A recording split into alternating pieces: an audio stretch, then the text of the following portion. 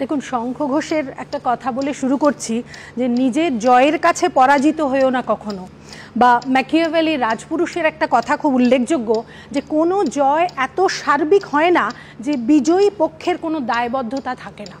দেখুন, বিরোধী আসনে থাকলে যে দায়িত্বের কথা বলা হয় সেটা যখন শাসক হিসেবে তাদের আমরা দেখতে পাই তখন তাদের কাছে সেটাই একটা চ্যালেঞ্জ হয়ে যায়।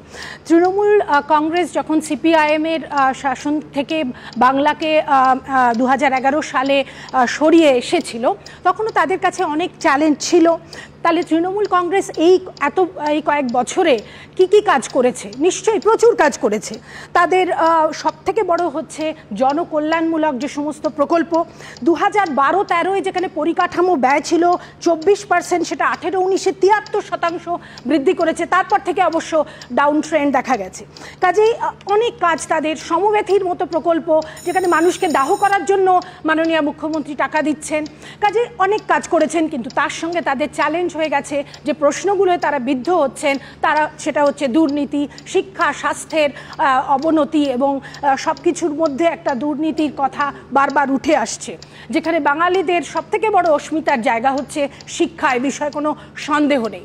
এবারে আমরা যদি দেখি যে বিজেপি যখন এই বিরোধী আসনে থেকে যে কথাগুলো বলছেন, সেটা কাদম্বিনী বসুই হোক বা বিষ্ণুদের কবিতাই হোক, তাদের ক্ষেত্রেও চ্যালেঞ্জ কিন্তু কম নয়।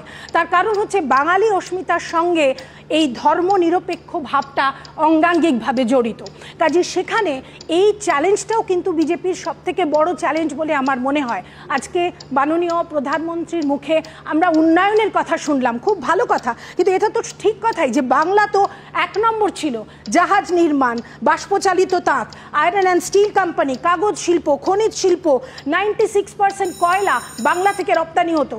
সেই জায়গা থেকে তো আমরা অনেকটা সরে এসেছি, বাংলার জায়গাটা কমে গেছে, বিরাট চ্যালেঞ্জ।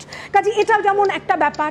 এছাড়া নারীদের সুরক্ষা একটা খুব চর্চিত বিষয় হয়ে উঠেছে এবং এটা আমরা দেখতে পাচ্ছি যে নিশ্চয়ই অবশ্যই একটা সিরিয়াসলি দেখার মতো বিষয়, কিন্তু ওই আবার গ্লোবাল জেন্ডার গ্যাপ ইন্ডেক্সে আমরা 148টা দেশের মধ্যে 131। কন্যা ভ্রূণ হত্যা এখনো পর্যন্ত বন্ধ করা যায়নি। কাজেই অনেক চ্যালেঞ্জ।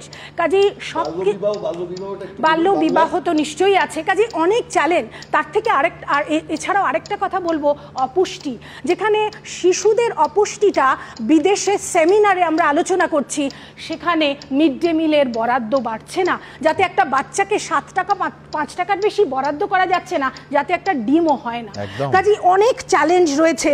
কিন্তু আমি আবারও বলবো, ভাষণ বা বক্তৃতা তার থেকে বেশি কিন্তু দেশের মানুষ উদ্গ্রীব হয়ে থাকে যে সত্যিকারের উন্নয়ন।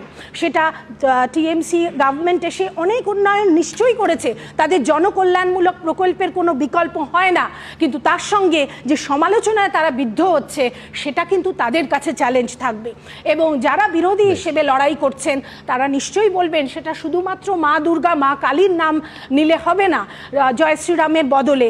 তাদের চ্যালেঞ্জও কিন্তু সেই উন্নয়নের চ্যালেঞ্জ। এবং বারবার আমরা দেখতে পাচ্ছি নারী নির্যাতনের কথা যদি বলি, উন্নাও হাতরাস তো আসবেই, তার সঙ্গে একজন ধর্ষককে মালা দিয়ে বরণ করা হয়, সেই প্রসঙ্গ নিশ্চয়ই আসবে।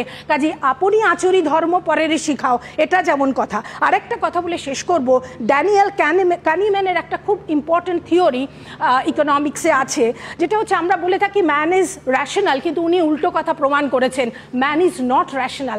অর্থাৎ যদি 500 টাকা নিশ্চিত থাকে আর 50% চান্স অফ 1000 টাকা পাওয়ার অপশন থাকে, তাহলে মানুষ কিন্তু ওই ফার্স্ট চয়েস অর্থাৎ ওই 500 টাকাটাকে বেছে নেয়। এটাই হচ্ছে সব থেকে একটা খুব গুরুত্বপূর্ণ কথা। কাজে সেই চ্যালেঞ্জটাও বিরোধীদের আছে।